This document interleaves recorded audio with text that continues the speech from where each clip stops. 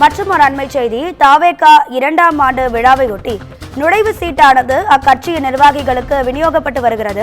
இது குறித்தான கூடுதல் தகவல்களை தருவதற்காக நமது செய்தியாளர் சிவகுமார் இணைப்பில் இருக்கிறார். சிவகுமார், வணக்கம். இந்த 2ஆம் ஆண்டு விழாவுடைய இந்த நிகழ்விற்கு யாரெல்லாம் கட்சி பிரதிநிதிகள் யாரெல்லாம் வராங்க, இது குறித்தான கூடுதல் விவரங்களை சொல்லுங்க. வணக்கம் ராதிகா.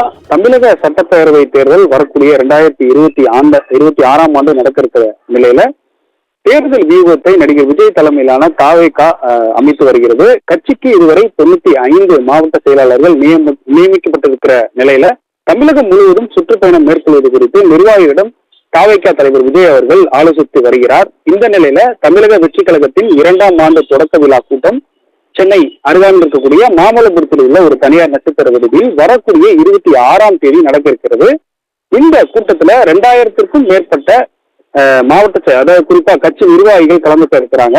அவர்களுக்கு தனித்தனியாக அழைப்புதல் மற்றும் அடையாள அட்டைகள் வழங்கப்பட இருக்கிறது.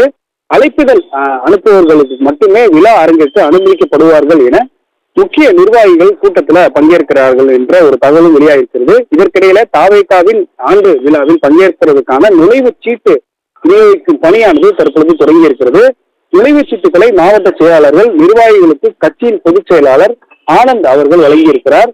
ஒவ்வொரு மாவட்டத்திற்கும் தலா 20 நுழைவுச் சீட்டு வழங்கப்பட உள்ளதாக கூறப்படுகிறது.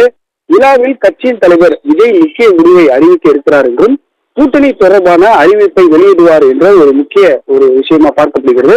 மேலும் சுற்றுப்பயணம் குறித்தும் தமிழகம் முழுவதும் பொதுக்கூட்டல் நடத்துதல், உறுப்பினர்கள் சேர்க்கை என முக்கிய திட்டங்கள் குறித்தும் இந்த கூட்டத்தில் நடிகர் விஜய் அவர்கள் விவாதிக்க இருப்பதாகவும் தகவல் வெளியாகி இருக்கக்கூடிய நிலையில இந்த நடக்கக்கூடிய வர 26ஆம் தேதி நடக்கக்கூடிய இந்த மாவட்ட செயலாளர்கள் கலந்து கொள்ளக்கூடிய இந்த பொதுக்குழு கூட்டமானது மிகவும் ஒரு முக்கியமான ஒரு பொதுக்குழு கூட்டமாக பார்க்கிறது.